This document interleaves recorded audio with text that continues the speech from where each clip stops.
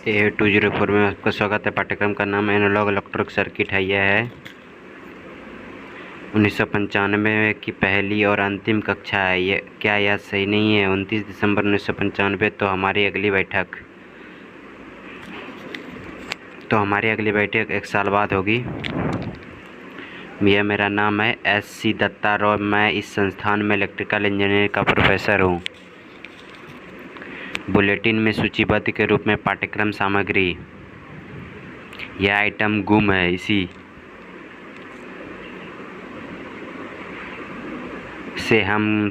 से हम शुरुआत करेंगे। उपकरणों को DC मॉडल की समीक्षा। और यह एक डिवाइस है जो जंक्शन डायोड, BJT के बाइफ्लो पोलर जंक्शन ट्रांजिस्टर और FET फील्ड इम्पैक्ट ट्रांजिस्टर है। आप उनसे E110 में परिचित हो चुके हैं, जो इलेक्ट्रॉनिक्स सर्किट का परिचय है। क्या मैंने संख्या 110 सही बताई है? हाँ। हम मूल रूप से सतह से ज्ञान की समीक्षा करेंगे, जो बहुत गहराई में नहीं जा रहे हैं। फिर हम ट्रांजिस्टर बायसिंग की समीक्षा करेंगे। यह भी हमने पहले किया है, लेकिन हम पूर्वाग्रह स्थिरता के मात्रात्मक माप लाएंगे। जैसे स्थिरता शब्द है।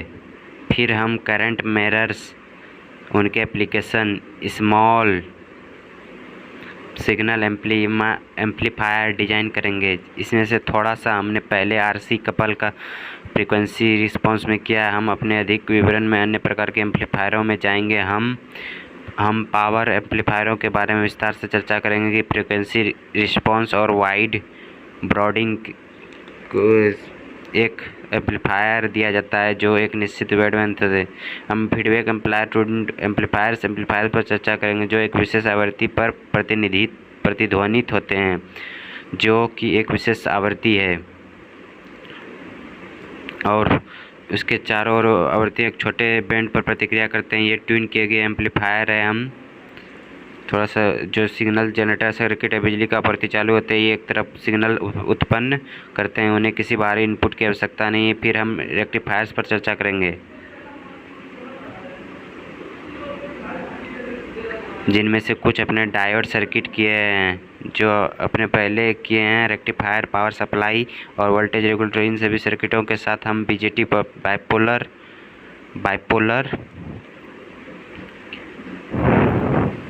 जंक्शन ट्रांजिस्टर और फील्ड इम्पैक्ट ट्रांजिस्टर सर्किट दोनों पर चर्चा करेंगे। हम सबसे महत्वपूर्ण एनालॉग इंटीग्रेटेड सर्किट पर चर्चा करेंगे, ऑप्शनल एम्पलीफायरों और अन्य रैखिक सर्किट, LIC। और अंत में यदि समय मिले तो हम इलेक्ट्रॉनिक सर्किट में शोर पर चर्चा करेंगे।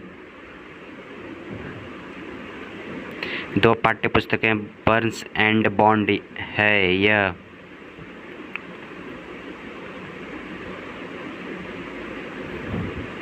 संयुक्त राज्य अमेरिका में वेस्ट पब्लिशिंग कंपनी द्वारा प्रकाशित इलेक्ट्रॉनिक सर्किट के सिद्धांत है, और यह 1987 की पुस्तक है। और दूसरी मिलमोयन एंड ग्रेवेल है। यह पुस्तक micro electronic second edition McGraw Hill 1987 है।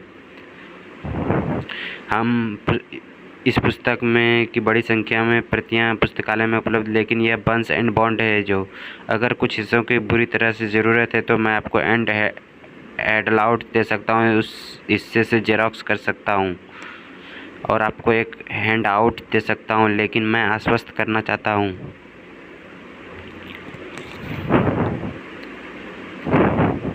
कि जब तक आप कक्षा में छूट नहीं जाते तो कक्षा में अनुपस्थिति नहीं हो जाते, तब तक हमें आमतौर पर किसी पाठ को बड़े विवरण में पढ़ने की आवश्यकता नहीं होगी। दोनों महंगे प्रकाशन है। यह सॉफ्ट बाइंडिंग में बिल्कुल भी उपलब्ध नहीं है। पहला, यह सॉफ्ट बाइंडिंग में उपलब्ध है, इसलिए मैं इसे आप पर छोड़ता हूँ कि आपकी मदद करने की। अब हमारी योजना 1 2 3 व्याख्यान और फिर एक समस्या समाधान का सत्र करने की है, लेकिन जैसा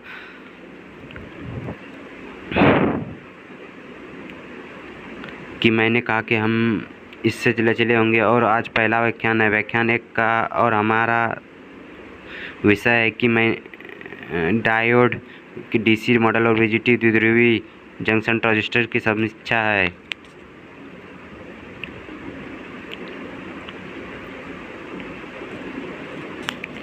सबसे पहले हम डायोड की बात करते हैं। जैसा कि आप जानते हैं, सेमीकंडक्टर डायोड के मूल रूप से धातु कर्म द्वारा एक दूसरे के पड़ोस में लाए गए दो प्रकार के अर्धचालक पदार्थ होते हैं।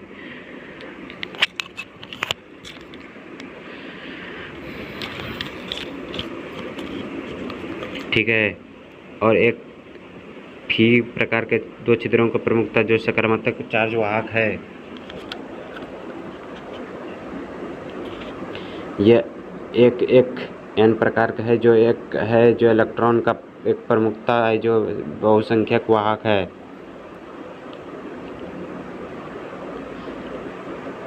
पी प्रकार की सामग्री में भी इलेक्ट्रॉन होते हैं लेकिन अल्पसंख्यक वाहक में होते हैं, जबकि एन प्रकार की सामग्री में भी छेद होते हैं लेकिन अल्पसंख्यक होते हैं। और आमतौर पर एक डायोड अगर एक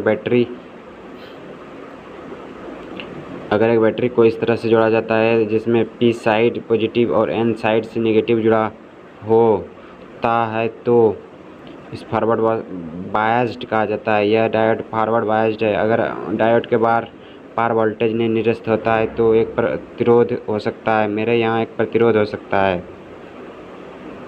यदि डायोड के पार वोल्टेज इस तरह दर्शाया जाता है और करंट को इस तरह दर्शाया जाता है तो करंट स्वाभाविक रूप से बैटरी का सकारात्मक टर्मिनलों को छोड़ देगा, पी प्रकार के में प्रवेश करेगा और फिर एन प्रकार से बैटरी नकारात्मक टर्मिनल पर जाएगा।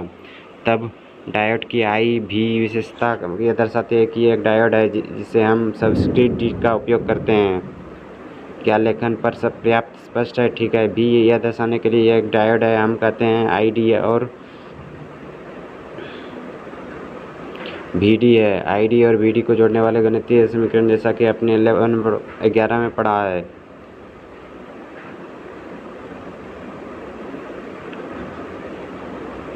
आई डी कुछ IIC के बराबर घात क्यू वी डी को टी घटा 1 से विभाजित करने पर यह समीकरण है।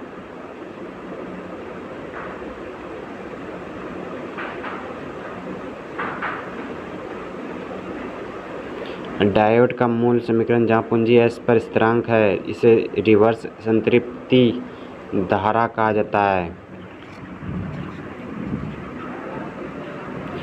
Q इलेक्ट्रॉनिक चार्ज है, K वोल्टेजमान स्थिरांक है और पूंजी T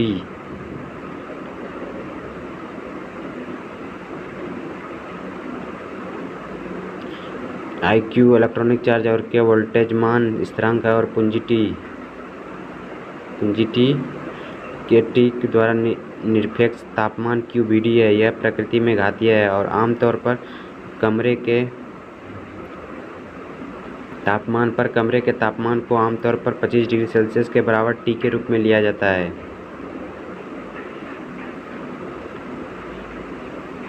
कमरे के तापमान पर KT/Q 26 मिलीवोल्ट के बराबर पूंजी T पर लगभग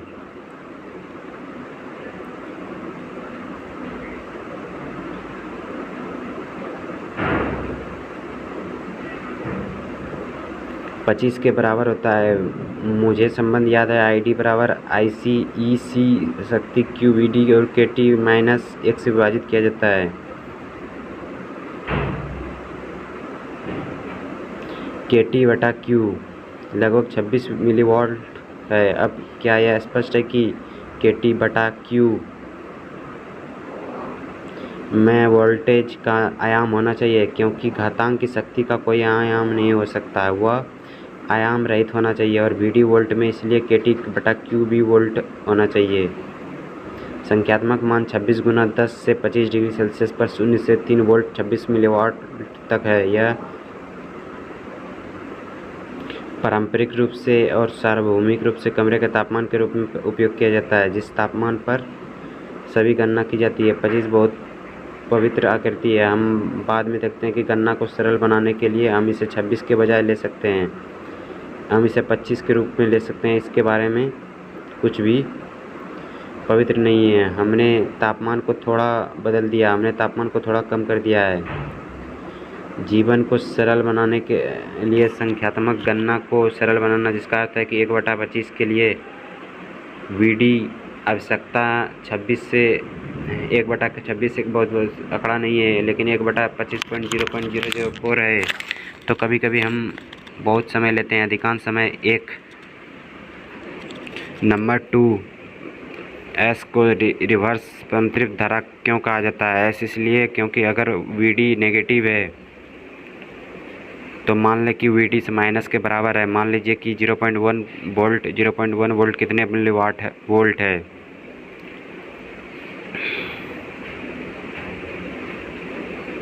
100 मिलीवोल्ट है। तो क्या यह होगा e पावर -4 सहमत 100 को 25 e से -4 में विभाजित किया जाता है। अब e का मान 2 और 3 के बीच, इसलिए e के -4 1 की तुलना में बहुत कम मात्रा में, यहाँ तक कि जब BD -0.1 पर जाता है तो यह टर्म 0 हो जाता है।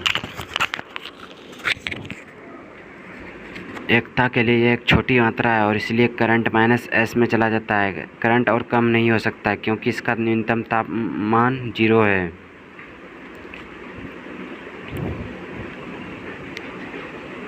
इसलिए डायोड रिवर्स बायस्ड होने पर करंट संतृप्त हो जाता है। बहुत कम वोल्टेज पर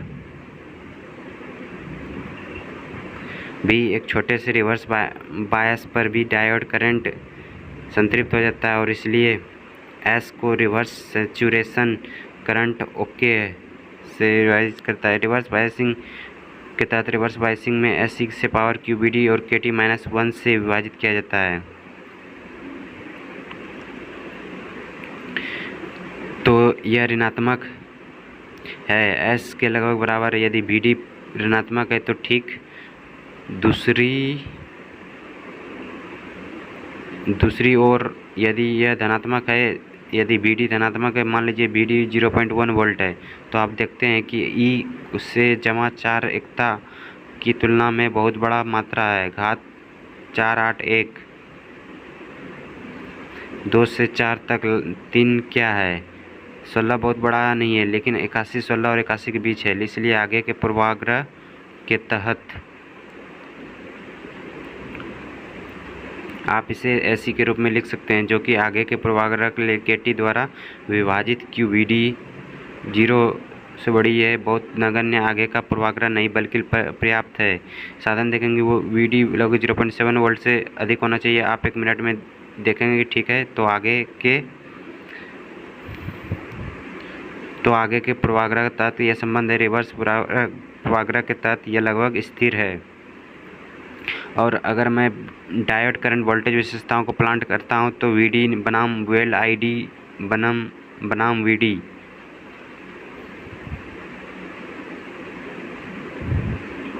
विशेषता कुछ इस तरह है कि एक निश्चित सीमा के लिए वर्तमान लगभग 0 है, फिर यह बढ़ जाता है और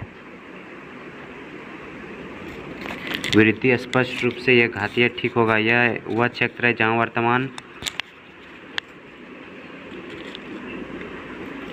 को S गुना E से KT द्वारा QBD की शक्ति का अनुमानित किया जा सकता है। यह बिंदु जिस पर वर्तमान बढ़ना शुरू होता है। लगभग यह वोल्टेज लगभग 0.6 वोल्ट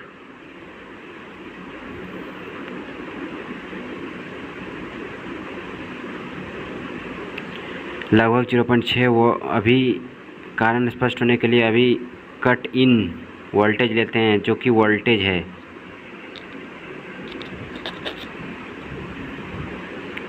जिसके बाद यह 0.7 है और इसका कारण यह है कि एक घातीय वृद्धि हमें गैर रैखिकता पसंद नहीं है। इलेक्ट्रिकल इंजीनियरिंग वास्तव में सभी इंजीनियरों को जहां तक संभव है वो गैर होंगे। अब एक डायोड भले ही विशेषताएं घातीय है, हम आमतौर पर एक सीधी रेखा के माध्यम से एक रैखिक वृद्धि के इस सीधी रेखा को रैखिक वृद्धि करेंगे और यह सीधी रेखा आमतौर पर अक्ष को 0.7 काटती है और इसलिए हम जो करते हैं वह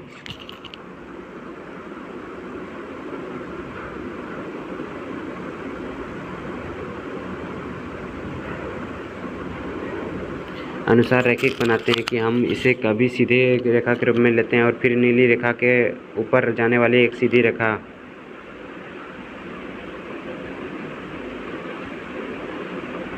जिसका डायोड के पीसवाइज लीनियर मॉडल है, जिसका अर्थ है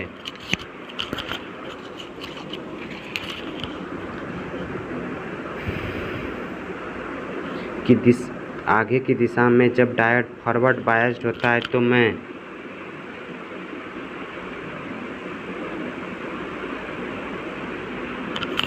एक आदर्श डायोड के माध्यम से वास्तविक डायोड का मॉडल बना सकता हूँ। एक आदर्श डायोड क्या है?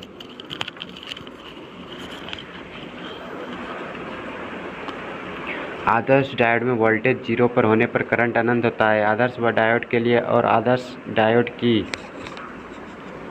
विशेषता कुछ इस तरह होती है। एक आदर्श डायोड के लिए विशेषता यह होती है, यानी आदर्श डायोड एक आदर्श स्विच है। जैसा कि आप वोल्टेज लगाते हैं और शॉर्ट सर्किट बन जाते हैं, मतलब कि विश्लेषण के आधार पर कोई आदर्श डायोड स्वयं प्रयोगशाला में नहीं बनाया जा सकता। आदर्श को अवशोषित नहीं किया जा सकता है, ठीक देखा नहीं जा सकता है। तो हम क्या कर सकते हैं कि हम आदर्श डायोड द्वारा अनुमानित कर सकते हैं। फिर हमें क्या चाहिए?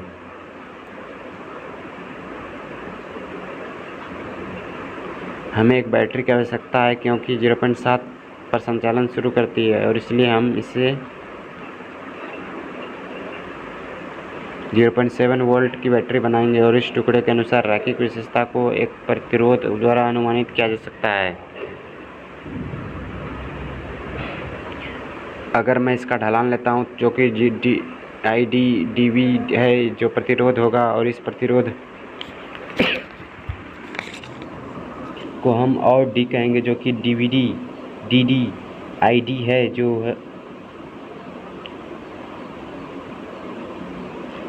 जो इस वक्र के ढलान पर पारस्परिक है। इस वक्र को ढलान का व्युत्क्रम, तो यह एक मॉडल है।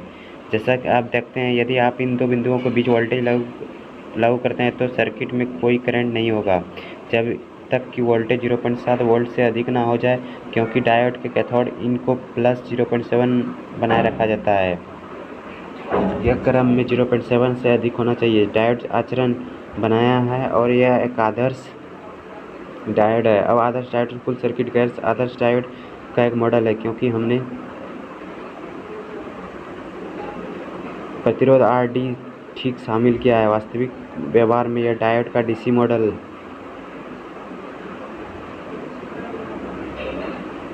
होगा, जिसका उपयोग हम इलेक्ट्रॉनिक सर्किट की अपनी चर्चा करेंगे। लेकिन ये वास्तविक डायोड, जैसा कि आप देख सकते हैं कि IDSC के बराबर QVD बटा K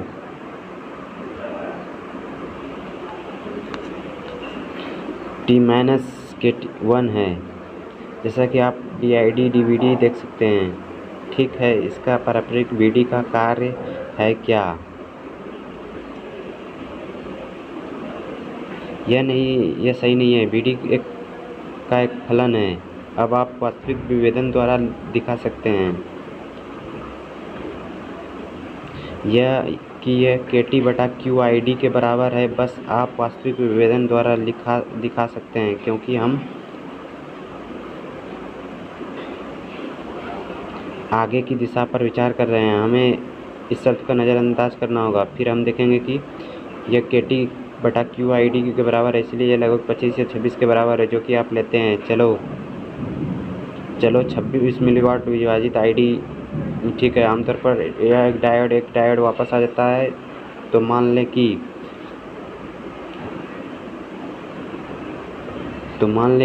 26 मिलीमीटर है तो प्रतिरोध 1 ओम होगा। बस 1 ओम इतना स्पष्ट है।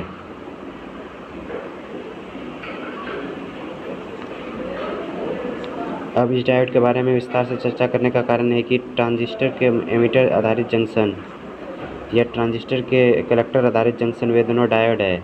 और इसलिए यदि आप एक ट्रांजिस्टर के एमिटर आधारित जंक्शन लेकर लेते हैं, उदाहरण के लिए प्रतिरोध KT बटा Q पे स्केलर QP के बराबर होगा, तो क्या है, हम इस पर बात में आएंगे। लेकिन मैं जिस कारण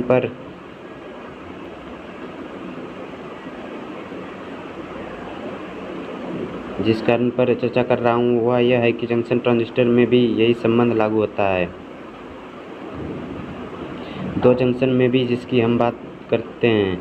अब इस विशेषता पर वापस चलते हैं। हमने जो किया है वह हमने किया था कि हमने किस तरह की आगे की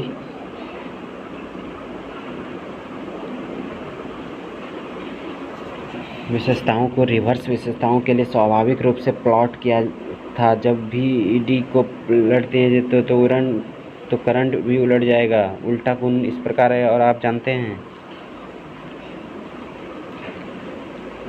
कि एक छोटे से रिवर्स वीडी के लिए एस करंट लगभग स्थिर रहता है, जो कि रिवर्स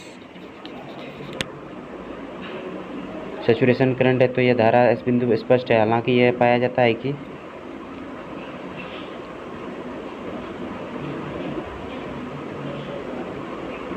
यदि आप रिवर्स बायस को बढ़ाना जारी रखते हैं तो अंततः जंक्शन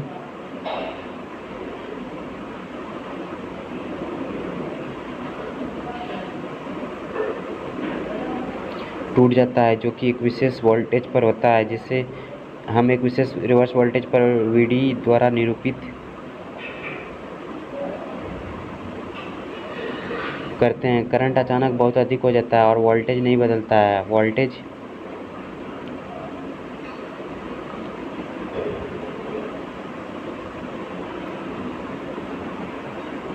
लगभग स्थिर रहता है। अब यह दो घटनाओं में से एक कारण हो सकता है। जाहिर है, इस रेंज में अगर वीडी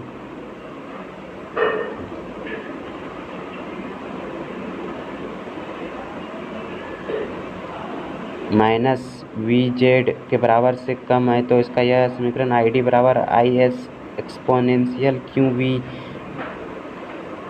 बटा के टी माइनस एक मान्य नहीं है। यह केवल विशेषताओं के लाल भाग के लिए मान्य है।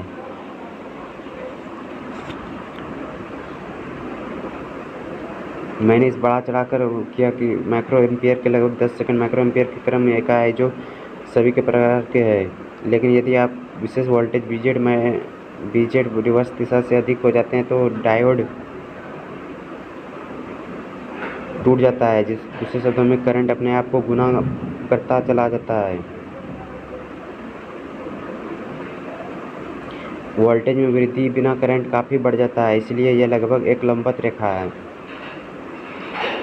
यह ब्रेकडाउन दो घटनाओं में से एक है के कारण हो सकता है। एक को हिमस्खलन ब्रेकडाउन कहा जाता है। क्या आप इस शब्द हिमस्खलन और जेनर से परिचित हैं? जेनर बेशक आप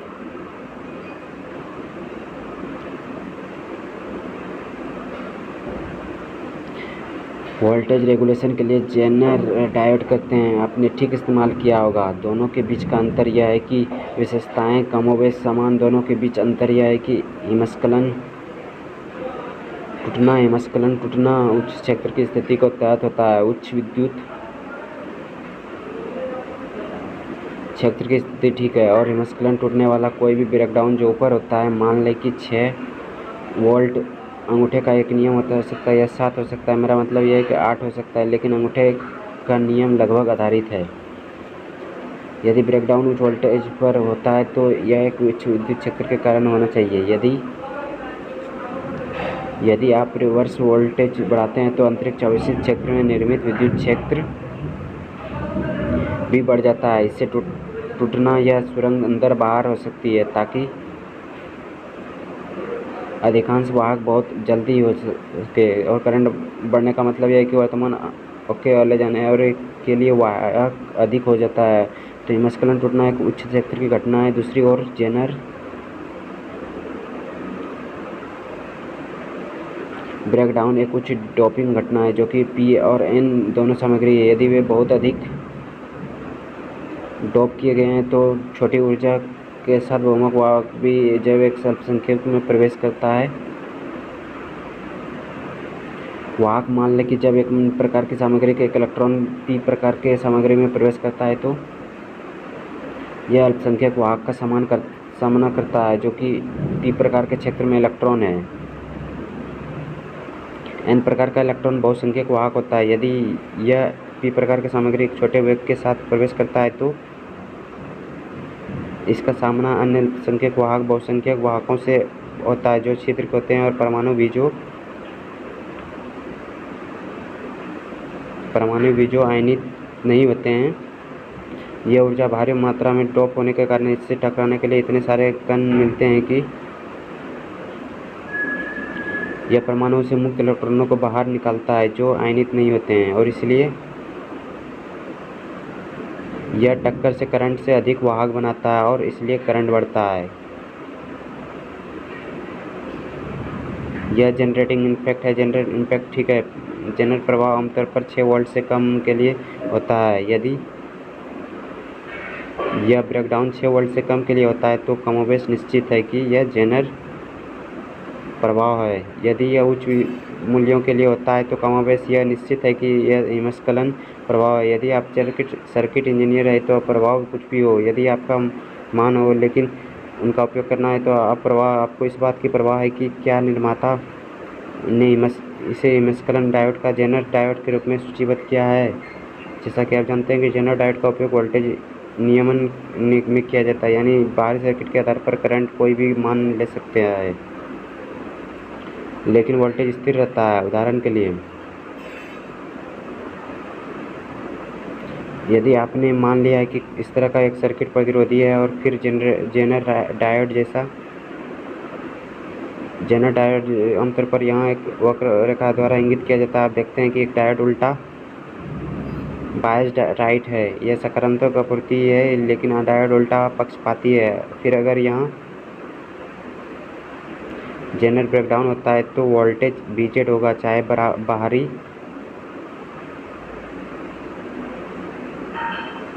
प्रतिरोध कुछ भी हो। बिंदु स्पष्ट है, जो भी प्रतिरोध है वो वोल्टेज स्थिर रहता है और इस सिद्धांत का उपयोग वोल्टेज विनियमन किया जाता है जो कि वोल्टेज की आपूर्ति करने में होता है, जिसका वोल्टेज उतार चढ़ाव के बावजूद स्थिर रहेगा। यहाँ तक कि बैटरी भी उतार चढ़ाव कर सकती है, इससे कोई फर्क नहीं पड़ा।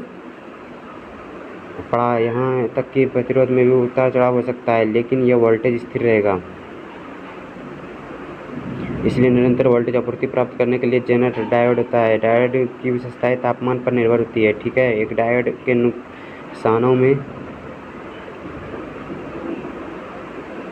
नुकसानों में से एक है, लेकिन यह भी एक फायदा है। अगर तापमान मुआवजा बनाना चाहता है तो भी फायदा है। यह पाया जाता है कि आईडी स्थिरांक है, अर्थात यदि आप डायोड को वर्तमान स्रोत से चलाते हैं तो आप अब इसके आगे बाद में एक आईडी को इंजेक्ट करते हैं तो बीडी